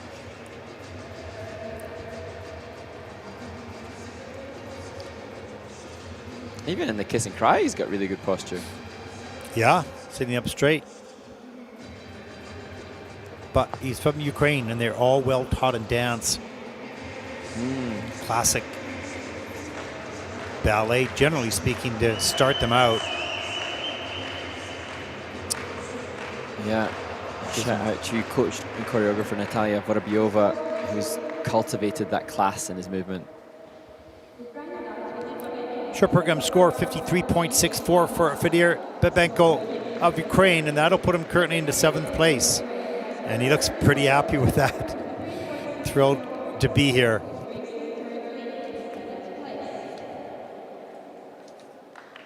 Oh, that's nice.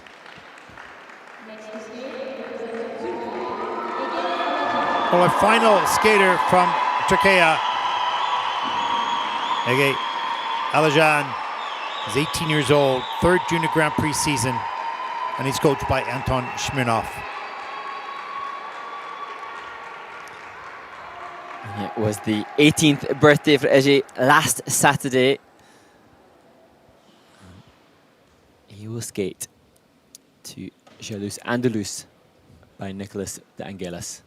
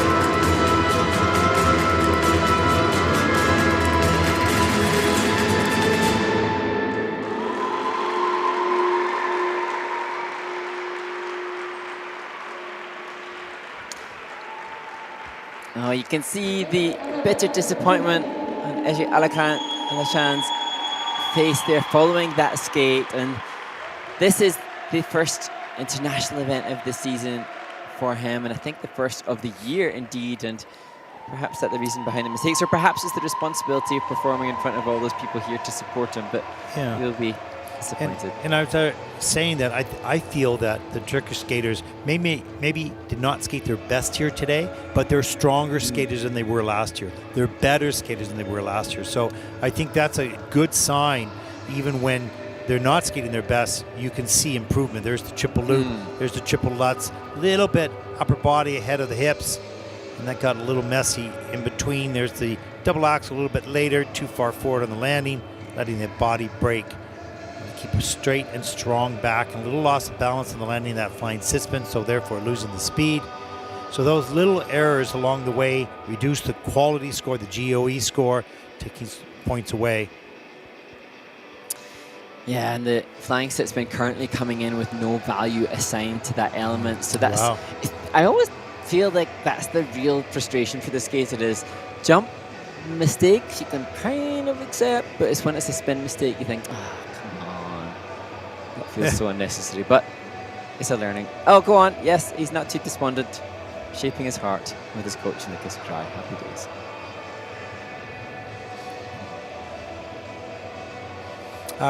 Again, listening to the technical panel, it's so interesting. I'm really looking forward to people getting to discover that in time and listening to calling during the program itself. You only listen to that for a little bit to understand the process, but it's so efficient. It's just unemotional, efficient, fact-related. And it's really, really cool to hear. And I think you start to understand the efficiency of the panels. And really, we don't really, I don't know. I don't remember the last time we ever looked at a result and went, well, that looks weird. I don't agree with that. Not a lot.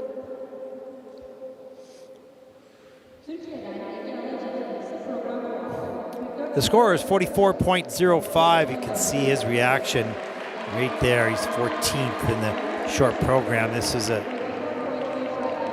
that's a tough pill to swallow. He's a good skater. He made a number of little mistakes that add up and proved very costly. There's our next skater representing Andorra, Raul Garcia Shibinskiy. 17 years old. This is his third junior Grand Prix season, placing 20th in both of his assignments last year. And Raul has chosen Hope as the music because he wanted something dynamic and powerful for his short program this season. Yeah, I'm on my way, I'm coming. Don't lose faith in me. I know you've been waiting. I know you've been praying for my soul.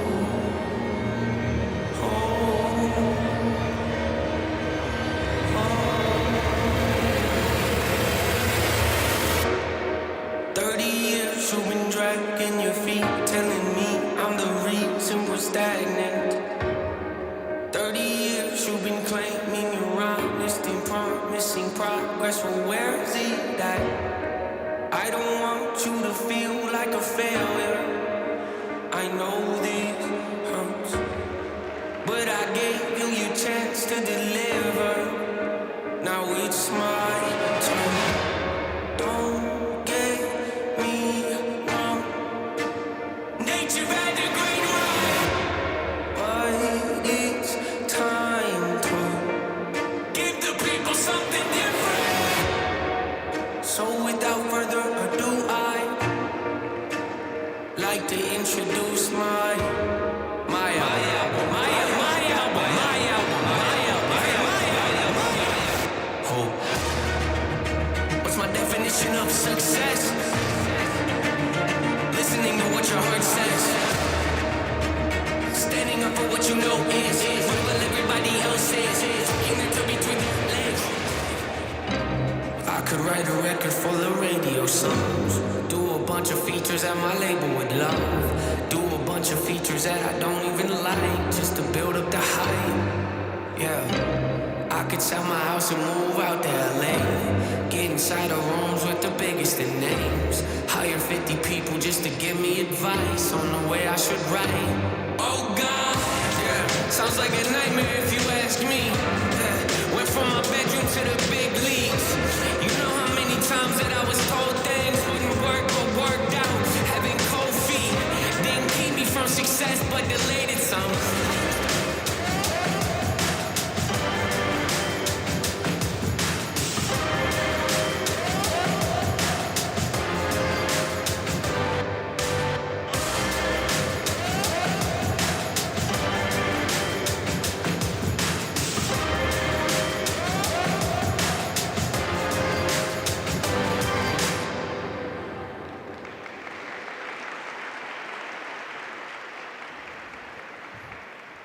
Raul Garcia Shibinskiy representing Andorra, and I remember his Singing in the Rain short program of the past season, and this is such a stark contrast to that, which is great to see a skater pushing themselves in terms of expression, in terms of choreographic pursuit.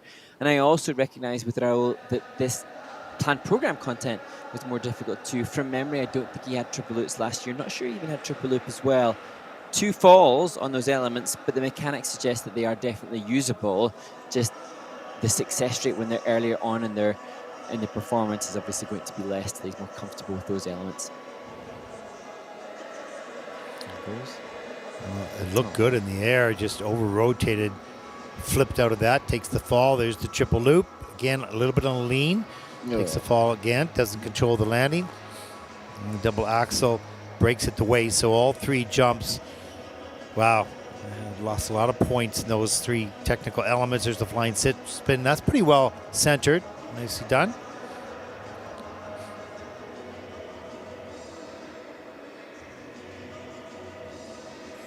So no value on the change camel spin. You can see that, the final element. Wow. Just listening to the technical panel go through the list.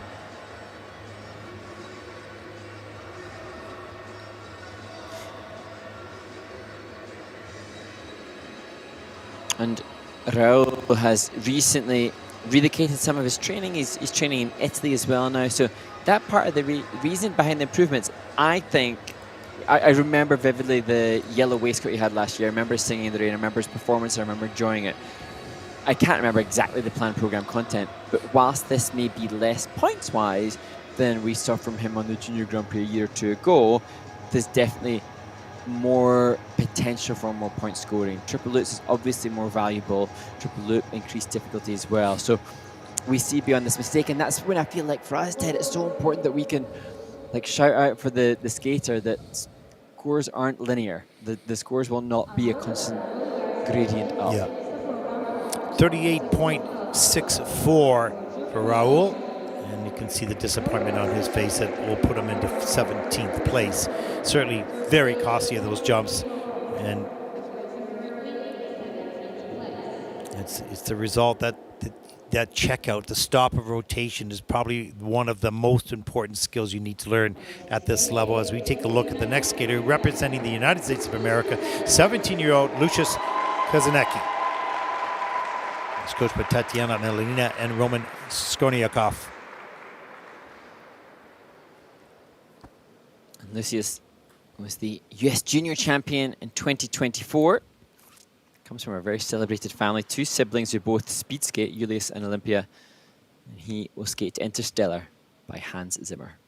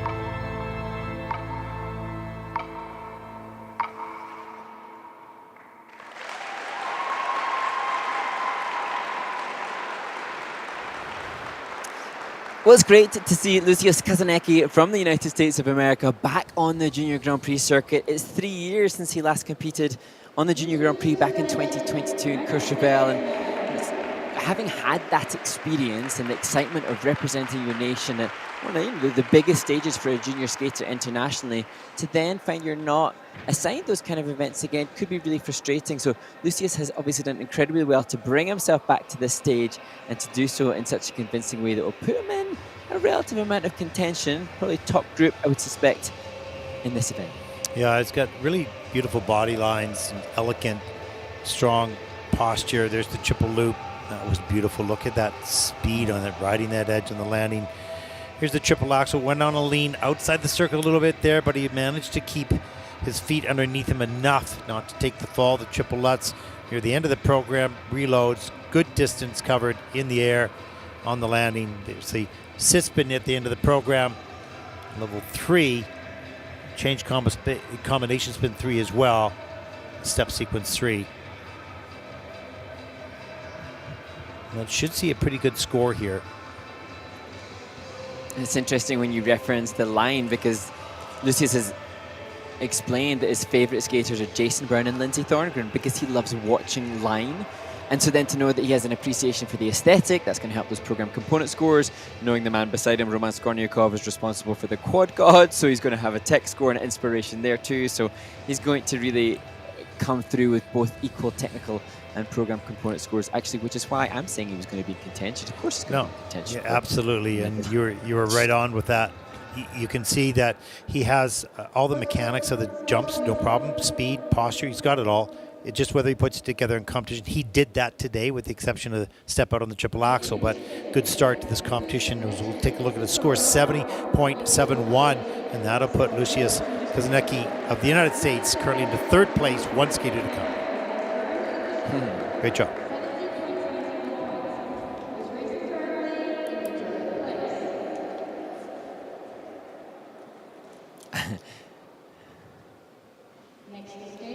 Our final competitor in the men's short program representing Romania, Razvan Cionac. 16 years old. This is his 3rd Junior Grand Prix season, 23rd and 27th at his last 2 events. Razvan will skate to the track skin and bones outro, and he hopes to open with a triple-triple combination comprising 2 toe loops to start this program.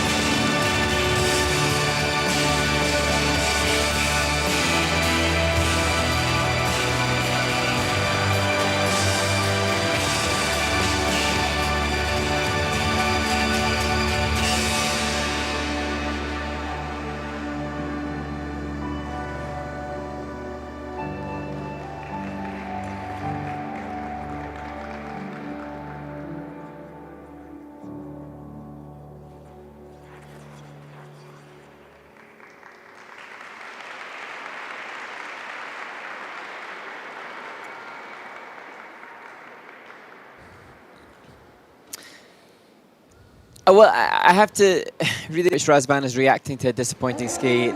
He went out at the top of the program and did triple-triple. I don't think we've seen that from Razvan in the past, so that an accomplishment.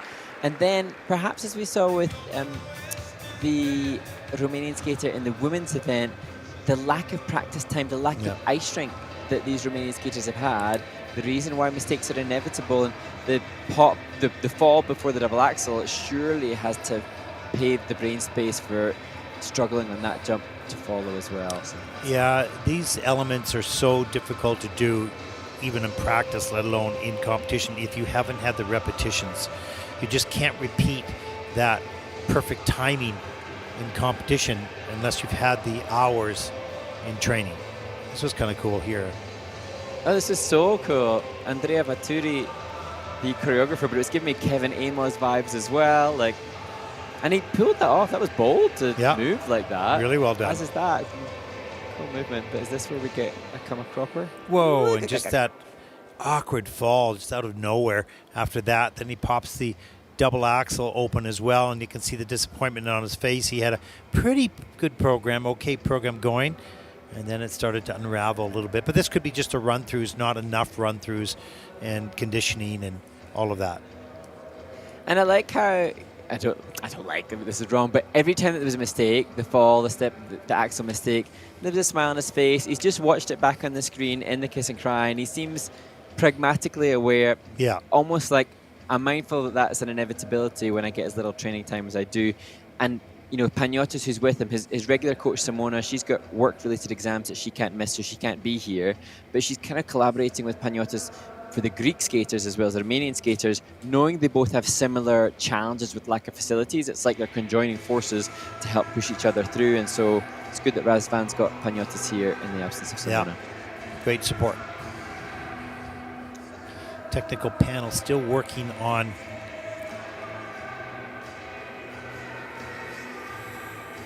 okay, so no fall in the step sequence. It was not on the step sequence. That's good. Yeah. And they call it a single axle, so that is not a double attempt downgrade at this point. No. Hold on. Just listen to it.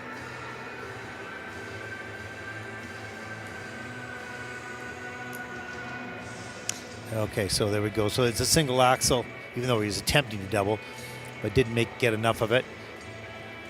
So he gets a 0 on that, and also the change, the camel spin base level, it's at a 0 as well.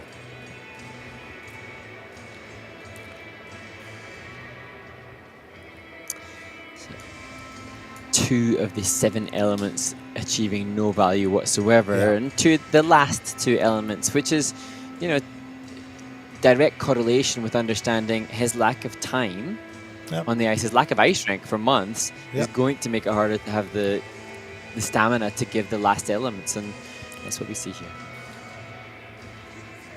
And you're on the phone there right away. I know. Oh, that's a shout out. I think that's to Simona. That's Simona, the coach. Simona Punga, the coach at home. So I'm positive. I know she's watching. So how nice to know that her student appreciates her as well. Well, 36.04 for Razvan. That'll put him into 19th place after the short program.